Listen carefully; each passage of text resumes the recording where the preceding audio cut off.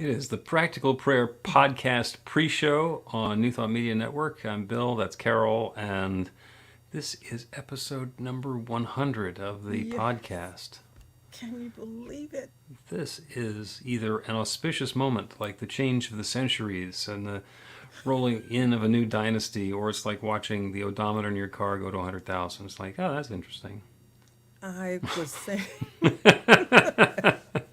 ever since last week when you told me this would be 100, throughout the week it kept coming to me, this is 100. This is 100. This is pretty cool. As a matter of fact, 100, you think about a year, that's not a year. Like, that's almost two. And that's almost two. And then I thought, well, shouldn't you do something?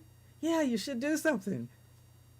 I'm just Yeah, while glad you can still blow out the candles, you should, you should take a deep breath. Listen, don't even start. I have someone asked me to do something for them, and they needed my bio and all that business. So I sent it to them. So I thought, I looked in my email. I didn't hit send. So I was just so embarrassed.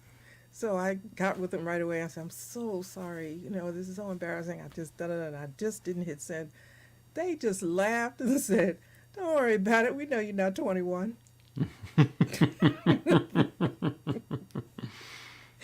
I said, okay, that's nice. You could have said, we know you're not 50. And then, but 21 was cute. So, yeah. So I figured episode 100, must be like some kind of testimony to something, like a couple of years worth of wisdom we've stirred up here or something. It is either testimony to wisdom or just to tenacity. Yeah. Yeah, like discipline, It's time to get to your chair. Yep. There's the story about you reminded me about the two frogs. And this occurred to me yesterday. It's like, why is this story coming to mind? Because it kind of got ruined by the movie Catch Me If You Can. The two frogs that find themselves in a bucket of cream. And there's no way to get out because the sides are too steep and slippery. And so they're just treading water. And they're discussing their imminent demise because there's really no way out of this. And the one fatalistic frog who understands the world says, there's no way out of this, so we're eventually going to just drown, so I'm giving up. And he gives up and he drowns, and the other frog is too, quote, stupid to do that. So he just keeps on kicking and kicking and kicking until he churns up a little island of butter in the cream. And he sits on top of it until the milkmaid comes along and goes, ew, a frog in the cream, and dumps the whole thing out, and he hops away. So there's something about being too smart for the room. I love it. I love it. So, your week was good? My week was good. My week was okay. And by the way, just want to remind the folks who are on YouTube and Facebook that this is the pre-show for the podcast. We're going to start recording the podcast episode in a few minutes. You are welcome to put in a comment in the comments, and we will take a look at those. Questions or prayer requests are invited there, or you can go to the website, bethelight.com, be-the-light.com, and there's a comment button there as well, so you can put in a request. And when we first started doing this podcast, if I were doing it by myself, I'd have maybe 12 episodes because I wouldn't have anything else to talk about beyond that. And you keep on coming up with, at this point, 100 different things to talk about or 100 different ways to talk about the same thing. Yes, that's what you always say. You always say it's just one thing, but yeah. I still, after all this time, still haven't gotten it yet that it's talking about the same thing, except if you talk about one mind and it's all in God's mind, and then I can get it like that. Right. Because it's all in the same place. Yeah, and everything starts out seeming like it's not. But whenever there's anything going on, if I remind myself, I'll do this in the first person, if I remind myself that there's only one, there's one power and presence, one love, one source, and this is it, then it brings whatever it was that seemed like either a catastrophe or a delight into that context, and then it's all the same. But yeah, the distractions are all different. Yeah. It's funny how we say the same thing and go at it a different way.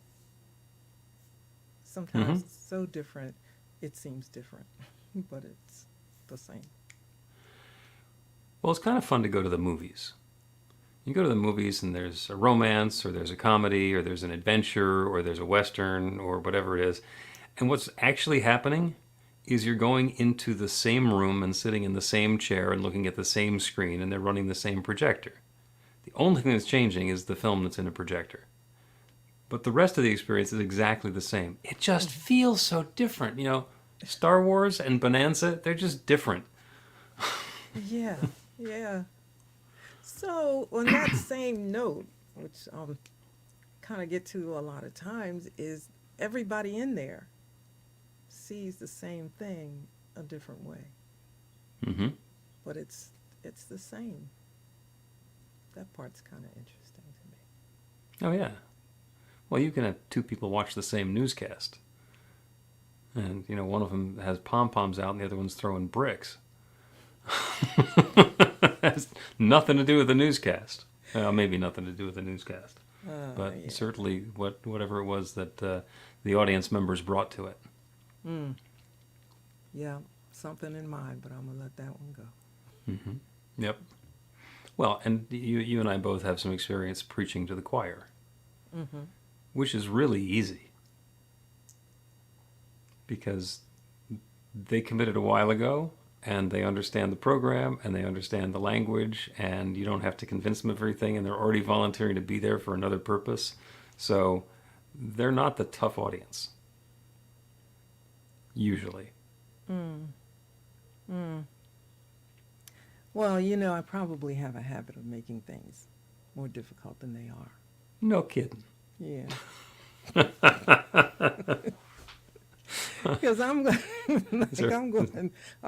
all along the way. I'm like, are you getting this? Are you understanding it? Do I need to repeat this? Let me say it another way. Let me know that we're doing okay with this. Yeah. So. To the choir? Yeah. Okay. Sometimes I bore myself, but not much anymore though. I used to. When I was in Top 40 radio, the general wisdom was that as soon as the disc jockeys started to get completely bored of a new record, was when the audience was just starting to understand what it was. Yeah. Yeah. Yeah. Because, I can see that 100%.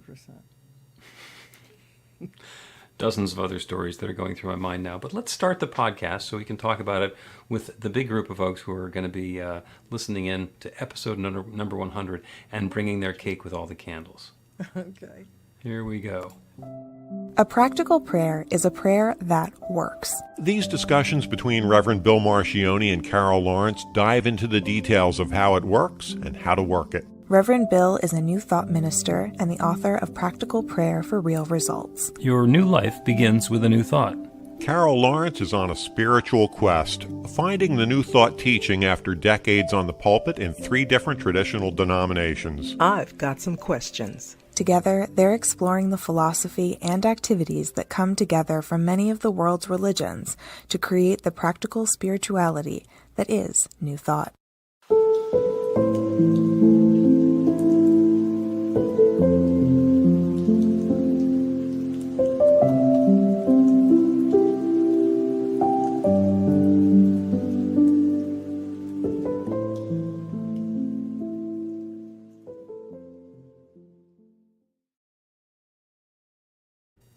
Welcome to the Practical Prayer Podcast. I'm Carol, here with Reverend Dr. Bill Marchiony. And today is episode number 100 of the Practical Prayer Podcast, and that is reason for celebrating. 100.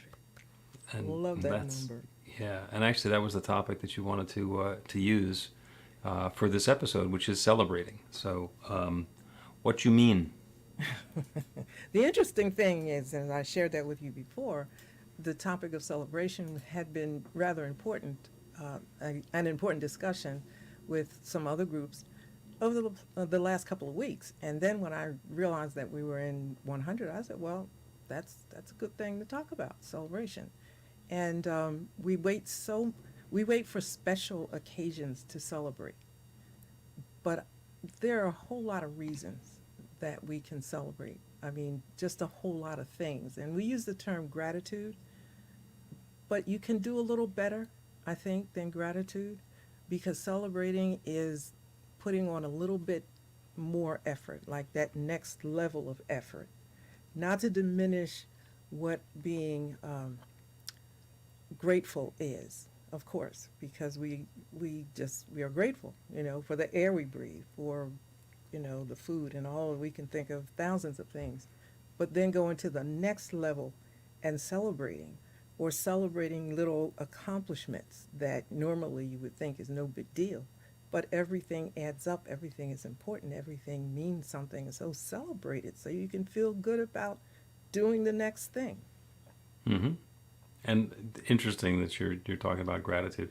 There is actually one holiday on our U.S. calendar that is one of the steps in a practical prayer, and that is the Thanksgiving. So, and the Thanksgiving holiday is all about gratitude, and that's the second to the ending step in a practical prayer. And gratitude is hugely important in a prayer because it is the gratitude for the process and the gratitude for the good that's already coming about, because we set the intention for the good and put the creative law in motion. And so now it's happening. Mm-hmm. So it is natural to be in gratitude for that. And also because gratitude gets us out of our ego and out of the way of trying to figure out how this good is going to happen. We just get to turn it over to the infinite. And then there's that Thanksgiving holiday, which is all about gratitude. And we can celebrate the gratitude in every time we do a prayer. Or we don't even need to do it as a prayer. That's one of the 5 steps in a prayer. We can do gratitude by itself. Mm-hmm.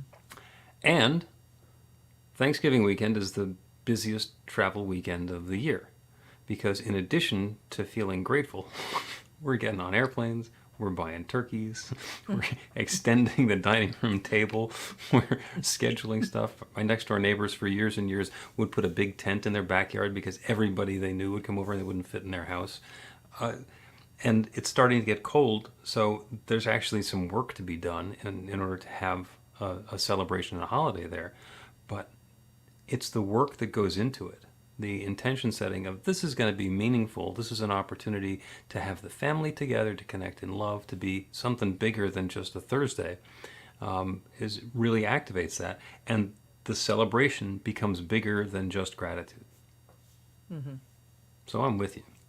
Oh yeah, and it takes a bit of thought sometimes because we're not used to it. We're working toward a goal, and so we know we're going to celebrate however we may decide to do that. That goal is what I'm going to do when I make it. But there's a whole journey to getting there, and I believe sometimes during the journey, it doesn't mean that every step is what we think is successful. So. Because there's some terrible things, sometimes discouraging things that happen along the way. But with each small thing, if we are deliberate about celebrating it in some way, it encourages us to go on to the next thing. Now, celebrating may be just getting yourself an ice cream, if that's what you're into, or for me, I'm going to get some sushi.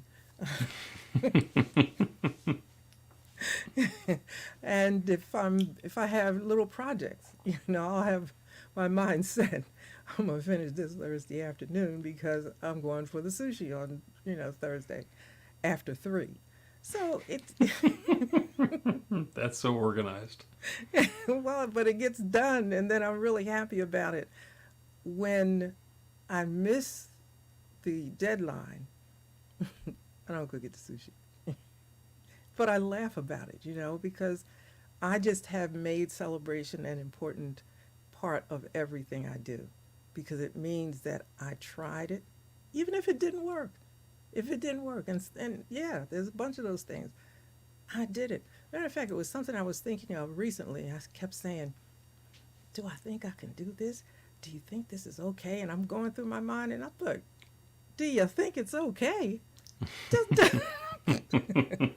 Can you do it? You can do it, so what's the okay part? Just go ahead. And it was a light bulb moment. I thought, yeah, I'm celebrating this, because that sounds like a small thing, but that was a big thing, because it was an awakening or an awareness that, what am I waiting for? Approval from who? Is that going to make it any easier to do? No. What do you mean, can you do it? Do it. Yeah, well, you can do it or you can't do it. And so as you're saying that, the question that came up on my mind is, if you say, all right, I have this new project and it's going to take me until Thursday to get it done, so I'm going to get this done by Thursday and then I'm going to go have sushi. And if between now and Thursday you determine that this is not the right project for me, or the Thursday timeline is way too optimistic, or there is not adequate resource to get this done now, do you call off the celebration or do you have the celebration anyway? No, I call it off. Okay. Now, I won't say call it off, I push it. Because, Okay. listen, I mean, it's rare that I'll set a project and it not happen. Now, it may not happen the day that I set the goal, because, unforeseen things happen. But if I decide I'm going to do this, it's getting done. It may not get done until the following Tuesday, and then I'll reset the celebration for You then. do the celebration for after Tuesday. Yeah, because we talked about the Bible, and it's everywhere else. Even James Allen talks about this. Before you start a project, you should look at everything that is required and see if you have everything you need to get it done. Otherwise, everybody's going to know that you were jackleg and you didn't do it, or you didn't do your due diligence. So once I've done all of that, it's happening. Okay. Yeah. There's some people who think that due diligence is a project unto itself. And you really can't know if you're going to do the project until you do the first project about whether or not you can do the entire project. And that doesn't apply in every form of project. I've been doing a lot of technology work. And with some of the programs, the first thing we need to do is figure out where we are. Mm-hmm. And of all the things that we could do, which are the ones that are actually going to be beneficial. And trying to do step 2 before you do step 1 is a wonderful waste of time and money. Yeah. Yep. Yes, it is. But deciding what the project is going to be, even before you get started, is a big help. Mm-hmm. Because I stay in my lane, and people ask me to do a lot of things, just like with anybody, and I just stay in my lane, because if not, there's a huge learning curve to try to do what you ask, and then I'm going to mess it up probably anyway, because Right. it's just not, it's not me. Right, because who they recruited for turns out to be a highly competent novice. Yeah. Yes. Yes. Yes. Which And then, may or may not be helpful. and when you talk about ego, sometimes I don't always understand what you mean. I just listen. But that one I get. Saying yes to something that you probably shouldn't be saying yes to. Just stay in your lane. Just be okay with that. In a lot of cases, that's understanding what the actual answer means. Since you and I met, you have been impressed by the fact that I say the answer is always yes. Mm-hmm. But we need to work out exactly what the question is going to be. The answer is going to be yes. And if the question is, will you do this for me? And I just say yes, then we may wind up with me doing something that I'm completely unprepared and unqualified and unenthusiastic about doing. Mm-hmm. Mm-hmm. Whereas if we spend a little time on, well, what's the question here? Are you looking for somebody who is completely inexperienced and has no skill set and reference or ability to succeed on this program? Are you looking for that sort of assistance? Because if you are looking for incompetence, I'm your guy. And then if that's what the actual request is, then the yes is going to generate exactly the result that we can anticipate. No, there are some things that I am immensely unqualified for. You want somebody to sing the national anthem at your baseball game? Do not call me. If you want it to be a comedy routine, that's a different story. But if you expect it to sound like the national anthem, everybody's going to stand there with their hand over their heart instead of over their ears, it's a different program. Yeah, but you gotta have a pretty good grip on yourself, because people will just ask. And to your point about the yes, everything being a yes, I find myself trying to figure out, how do you say no in a yes way, in a positive way.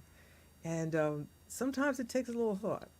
Not a quick off the top of your head answer, but I'm getting good at it. Yep, and I just actually gave you one of the great examples of the way that you can do that, is you translate the small initial, what seems like a request for a yes, and you take it to the, all right, if we start down this path, where's it going to wind up? And then say, all right, based on everything I know, if I do this, if we say yes to this, this is where it's going to wind up. Is that what we're saying yes to? They'll change the request. Yeah, yeah. And when you do that, and it's not to say people don't think clearly before they give out an invitation, because I am flattered always and humbled when somebody asks me to do something. But also, I don't like the feeling of embarrassment. So, I'm not doing that. I'll even say, you know what? And I did say this once, I will help you coordinate this behind the scenes, but I can't be your point person. Yep. You don't, I'm not going to jump off of the high dive, but I will be happy to help push you off the high dive. You will be much happier with somebody else at that mic that day. Yep. Yeah, and it's a matter of fit and harmony. Harmony is when the pieces fit together. The story of the jigsaw puzzle. Like, there are no bad pieces in a jigsaw puzzle. No, but it's taking time to know that it's okay. That this is the piece that I have, and it's okay if I, fit in this part right here. Right. And if I don't know where it fits yet, then that's okay too, because that's part of the process. Like, I'll set this one aside and I'll find some others and fit them together, and then maybe I'll understand where this piece fits in. So it's a yes, but not yet. That's important, because there's a yes coming up that's appropriate for you or me. My Yep. yes is over here.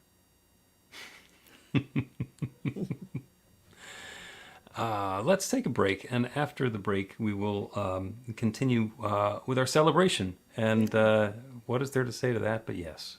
Yes.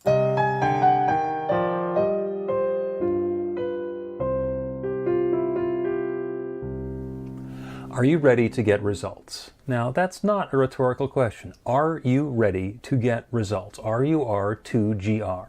That's actually the abbreviation for the steps in a practical prayer: recognition, unification, realization, gratitude, and release, with a couple of extra steps in there in case some doubt creeps in along the way. RUR2GR. This class is about the prayer technique that's common to all of the spiritual practices and religions in the most effective prayers that they have. And by effective, I mean that the prayer works. It actually creates a change in the experience of the person doing the prayer. It gets a result. We're going to begin with theory, and then we're going to take it into practice. By the end of the class, you will have your very own practical prayer that will help create transformation in your life.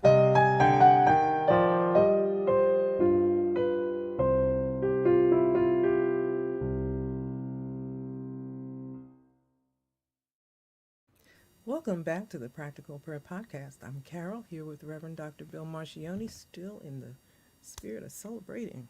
Yeah, we're talking about celebrating, and actually during the break, I wrote myself a note to get some pom-poms. And I'm trying to think of what other physical items we can have that indicate that we're planning on having a celebration. There's something to be cheerful about.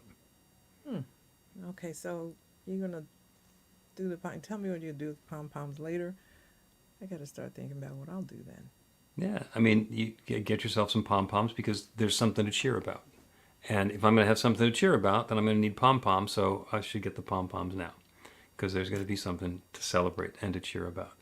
By the same token, I'm remembering that I do not currently have a bottle of champagne in my refrigerator, which I generally like to do, and that was a trick that my dad always did. He always had a cold bottle of champagne, because when something wonderful happened, he'd take it out and open it up and pop a cork and have a toast.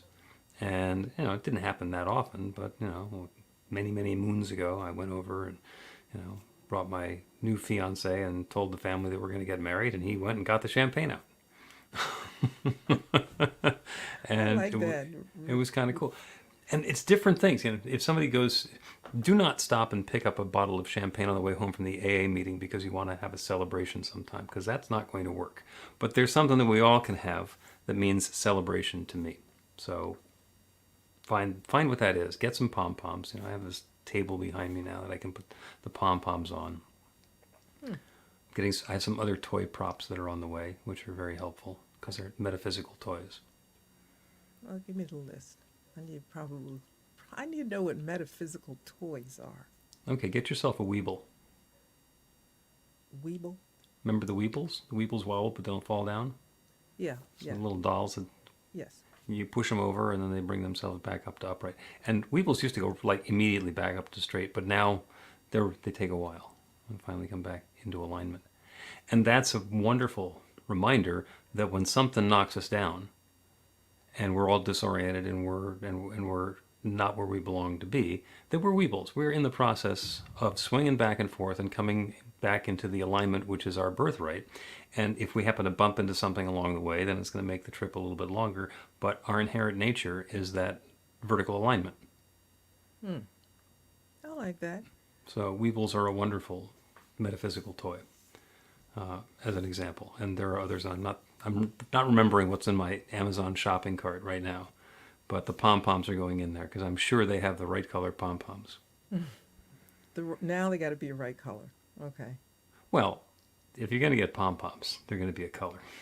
And it turns out that purple, which is like the purple pillow, supposedly spiritual color, wonderful for doing weddings and things like that, is also was my college colors, was purple. So I get a 2 for that way. Okay. Well, I have to think about the color, because one week I tried to do the purple shirt because whatever reason I was going to do it, and it turned out to be a beautiful shade of blue online. That's right. So, On Zoom. yeah. Did you find a purple pillow yet? No, I haven't found that. I've found ways to make the pillow purple, but not the actual purple pillow that I was looking for. Okay. Well, now the question is, will the purple pillow be the celebration of you accomplishing something else, or will you actually getting yourself a purple pillow be something worth celebrating? The latter. The latter. Perfect. Yeah. There's two metaphysical shops near me. As a matter of fact, I go to that shopping center a lot, so I'm going to go in there and see if they have Weebles. If not, they have some toys. I never thought about toys. If somebody actually has Weebles and they've thought of that for metaphysical toy purposes, let me know. Because that was something that occurred to me in one of our daily meditations. And it just sort of, that became a thing. Yeah, but it's a good thing. I like that, though. Especially when you talk about, sitting up our vertical, what did you say you called it, our right position? Yeah, coming back into alignment, into alignment and harmony. I like that. Our God-ordained alignment. And with the Weeble, it doesn't work if there's no gravity, because the bottom of the Weeble pulls against gravity more than the top of the Weeble. But, that's Weeble mechanics. We really don't need to go into that right now. Weeble mechanics. Okay, no. You can take any two words and put them together and make it sound complex and esoteric. And deep.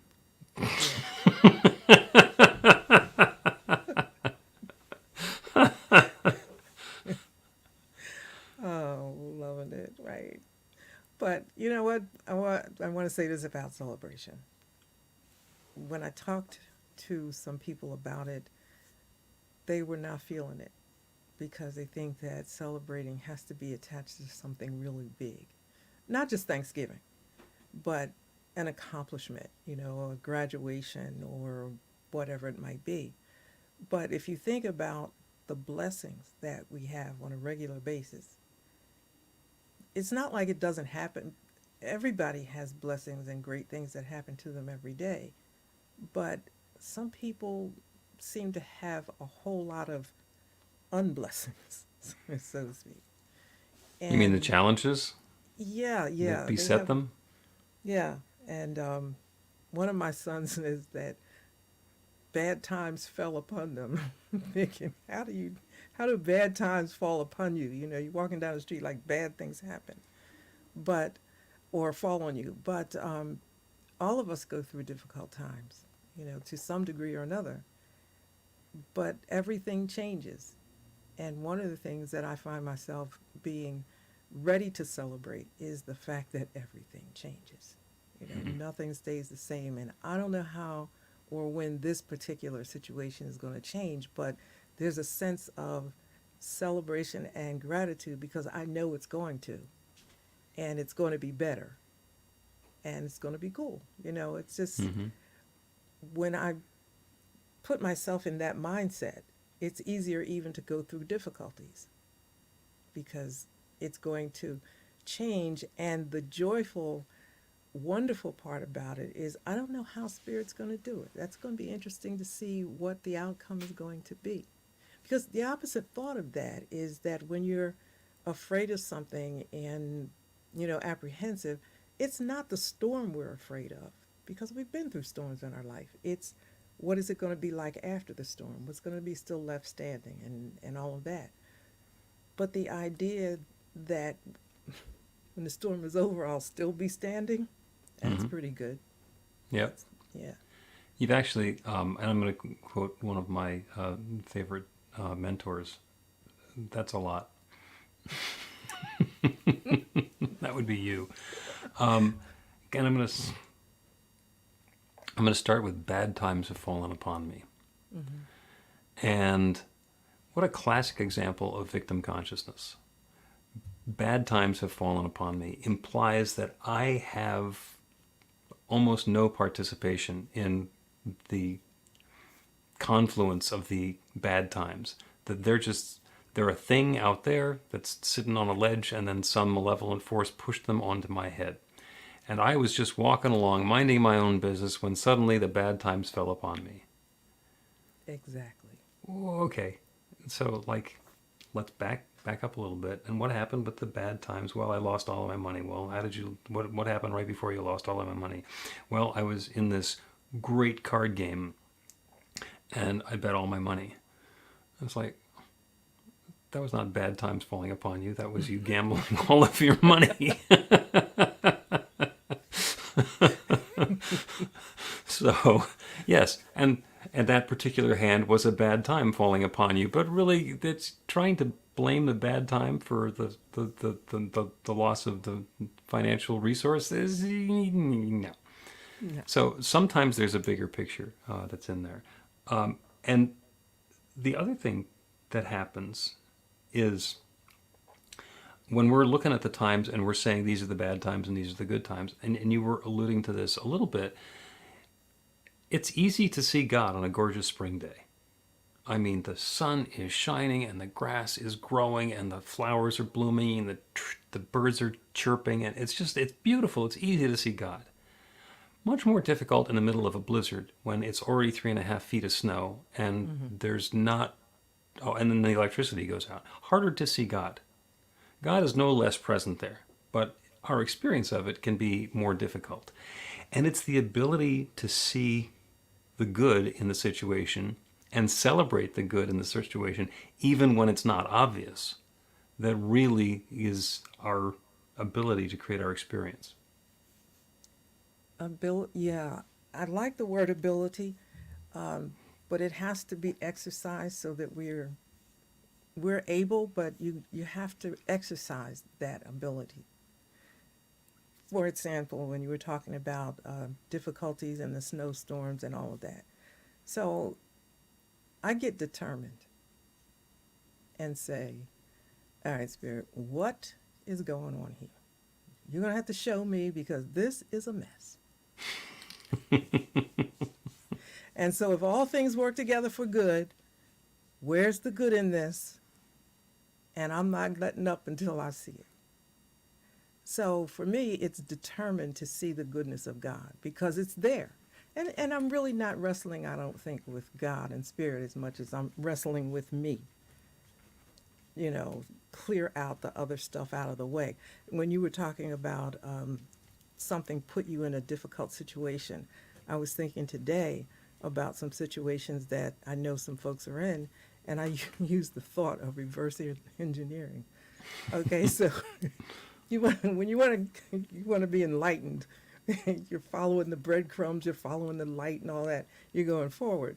But when you're in this crappy situation, you got to reverse engineer that thing and look at the breadcrumbs that you followed, that you dropped and followed, or got in your way and you followed. So it's not magic exactly, although I love that word magic. It's practical. It's just practical. You can figure it out. It might have been a tiny, tiny little decision, but there it was. Mm-hmm. And I really think if you demand to see it, sit still long enough, it'll come to you. You know, that day you decided this, everything changed. Yeah, Took that's the wrong an exit off the highway. It's an interesting notion of, are we willing to backtrack? Are we willing to go back through the experiences that we've had and say, where did this come off the rails? And start bringing me to this experience that I've been having that I didn't like, where it seems like bad circumstances have fallen upon me.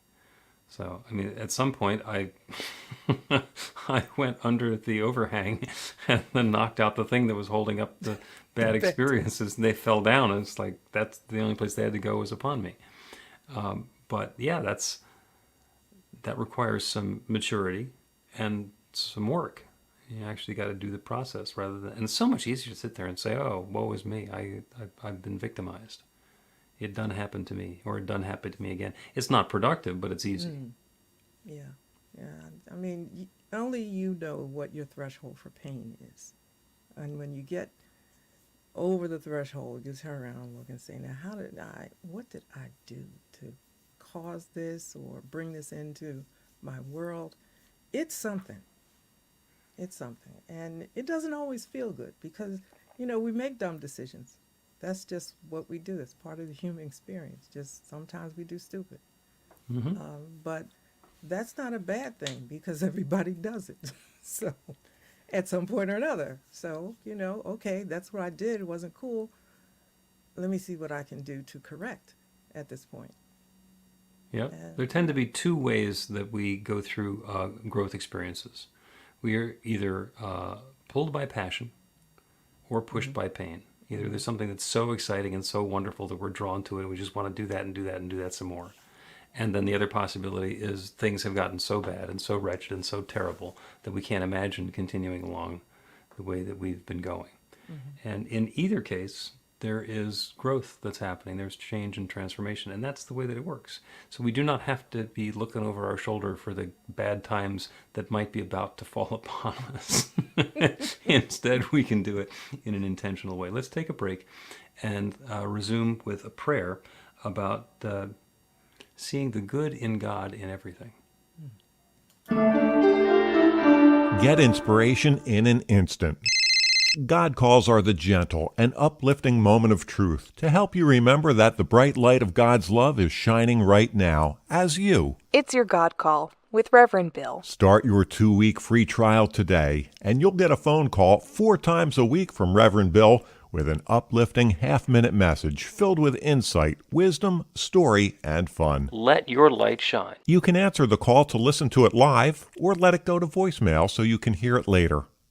After the free trial, your subscription is just $5.95 a month. The details are at godcall.org. God calls are disruptive, intentionally. Whenever you write something, put on a gold star. They take you away from your routine to remind you about the truth of who you really are. They come at random times between 8:15 a.m. and 6 p.m., so you won't be expecting them. And somehow, the message is exactly what you need to hear at the time. Magic is loose in the world. It's a moment of motivation in the middle of your day. Find out more and start your 2-week free trial now at godcall.org. Welcome back to the Practical Prayer Podcast. I'm Carol, here with Reverend Dr. Bill Marchiony. And We're talking about celebrating today. Yeah. And we can celebrate the great things that are going on in our lives, or we can celebrate the great things that are soon to be going on in our lives. And in some cases, when you schedule the celebration, that's a big part of creating what it is that we're going to be celebrating. Mm-hmm. So we're going to do a prayer. And the prayer is about the classic metaphysical ability to look a fact in the face and know something better, to look at a circumstance in a situation and understand that there is something better that's available. And as we've been talking about, that is the determination to see the goodness of God in spite of appearances. So whatever the circumstance or situation is, it's different for everybody. We all have our own story, our own experience, our own high points and low points, and we all have different desires. There are things that I want that somebody else, if they had what I wanted, they'd be miserable, and vice versa. So it's not like the goodness that we're yearning for and that experience and that feeling that we're yearning for is universal, that everybody wants to do or have the same thing. There's something different for everybody. So as is comfortable, bring to mind that next new experience, that next new feeling of success and completion that you're seeking, that you're yearning for. And imagine for yourself the celebration that you're going to have once that's part of your day-to-day experience. Not something that you're striving for, but something that's actually right there at hand. Take a deep breath in. Let yourself be filled with that possibility. And breathe out and let go of your attachment and your attention to anything other than that divine power and presence, God itself, that dwelleth within. Breathe at whatever pace is comfortable for you. Breathe in the awareness of the presence of God. Know that infinite creative power that creates everything, that same creative power that has created all the galaxies, all the stars, all the planets, all the particles, all the people, all the places, everything, every moment, every activity, everything is that divine God presence revealed in its own specific and particular way. And that includes me and each one who is listening to this prayer. Each of us, all of us, divine and perfect expressions of that infinite goodness of God. Sometimes showing up in ways that are obvious and joyous, and sometimes showing up in ways that are a little bit misleading or hard to understand or challenging. And still always the invitation to set that next intention for the goodness that we are seeking. And that infinite creative power that has created each of us is creating that newness now. The goodness of God is at hand. And as we open ourselves up to the awareness, to the guidance of what that goodness is, the love unfolds, the goodness reveals itself, and we get to take a step, and another step, and another step. And throughout all of it, we can have a celebration. We can celebrate the fact that we are part of this process, even if the final experience isn't at hand yet. We get to celebrate the fact that it's unfolding now for and through and as us. The last step in a marathon is the one that's the most remarkable. It's the one that determines exactly what the time is and the success and the completion of the race. But every step that leads up to that moment is equally important, because without the first step, the last step is not possible. So I know that good, that love, that newness is unfolding now, differently for each of us, as we step out on this path and invite the guidance and the energy and the enthusiasm and the perseverance to continue on in joy and happiness and success. And that's how love unfolds. And it's happening right now, for and through and as each of us. This goodness is unfolding now, and there's nothing that stands in the way of it. As we turn away from the challenges and open ourselves up to the awareness of the goodness of God, it becomes more and more obvious. And the good happens, and the love unfolds, and the success is at hand. And so with gratitude for all of this good, I speak this word, and I release it into that creative law, the one that always says yes. And I know that it once again is saying yes. And so I let it be. And so it is. The Practical Prayer Podcast with Reverend Bill Marchiony and Carol Lawrence is a production of BeTheLight.com. be-the-light.com. Where you can find more information about practical prayer for real results. Our theme is by Music of Wisdom. You can learn about the spiritual community of New Thought Philadelphia with daily guided meditations, weekly celebrations of spirit, and Reverend Bill's classes in practical spirituality at newthoughtphilly.org.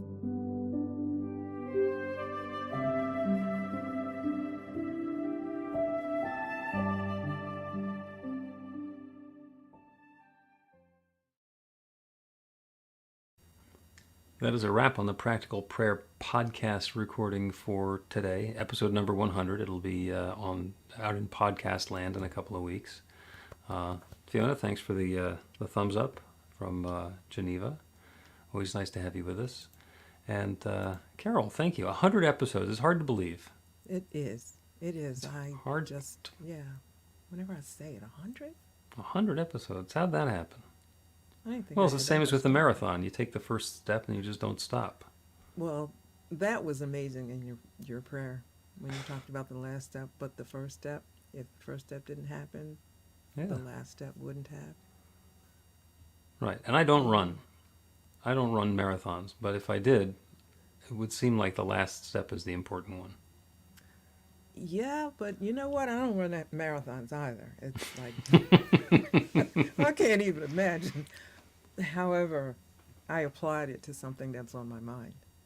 And I thought, what's wrong? Yeah, you know what? Take the step. Just do it. You know, if it works, good. If it doesn't, you got 10 other things going for you anyway. So just shift. See what happens. Yeah. Yeah. For the last couple of years, as you know, we've been driving around on errands and stuff with my wife. We'll drive past somebody who's jogging or out for a run, and I'll look at them and say, "Wow, I really wish I liked running," because I just don't. You know. Yeah, but you do other stuff like I mountain do- climbing and stuff. I do hiking and rock climbing, and which I haven't done in a while, and mountain biking and street biking and walking and all that stuff. I just don't like running. Trail running is fun. Trail running has equal amounts of running and terror, so the terror keeps my mind busy. If I run on the flat, I just get bored. But that's just knowing myself. Well, But yeah, just to see them say, "Wow, I wish I liked running," because it's so easy. It's right. I mean, it's right out there on the street. Just go. Pair of sneakers and head out. I can't even say that. I wish I liked running. Like I'm really just happy, okay, not having to do that. Yeah. Go to the gym, you know, it doesn't mess up my hair. Running messes up my hair. Well, okay. I guess I got one on you there.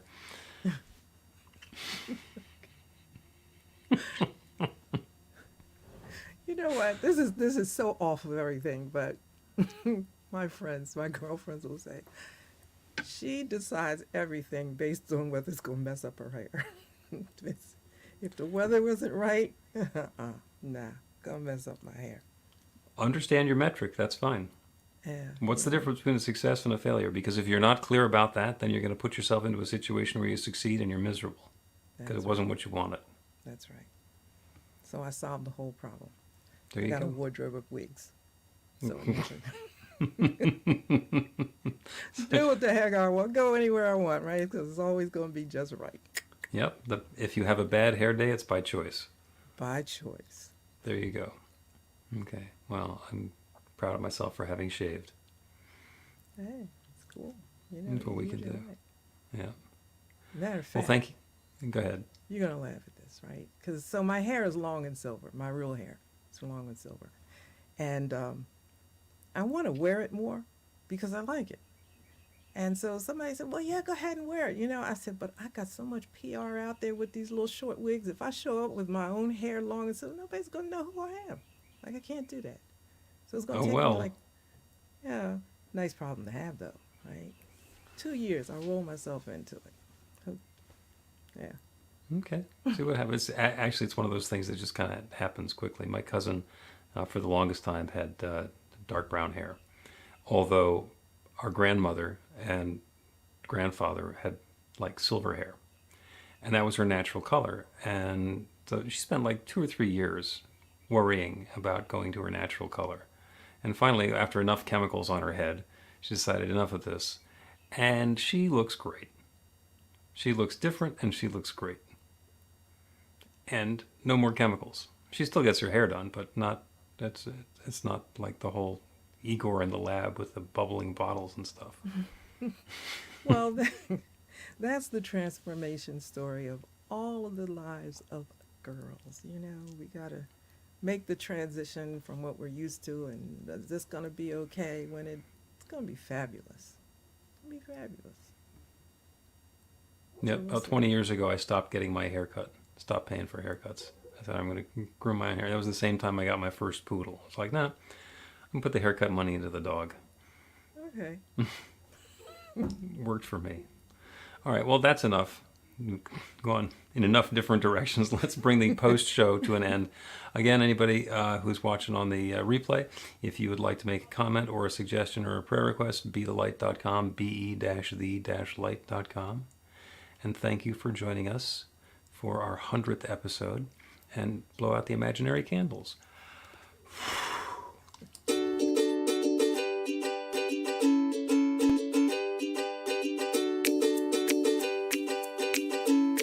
Thank you, Center for Spiritual Living Denver, for your continued support. Thank you, Center for Spiritual Living Midtown Atlanta, for your monthly contribution. Thank you, Center for Spiritual Living North Jersey, for your monthly contribution. And please help us welcome Om Center for Spiritual Living in La Mesa, California. Thank you for your monthly donation. Thank you, Center for Spiritual Living Seattle, for your most generous donation. And a special thanks to Hefferlin Foundation for your generous technology grant.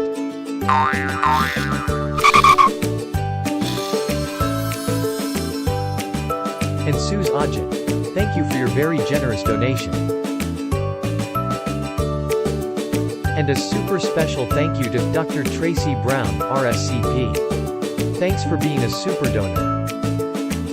And a big shout out to all our committed donors.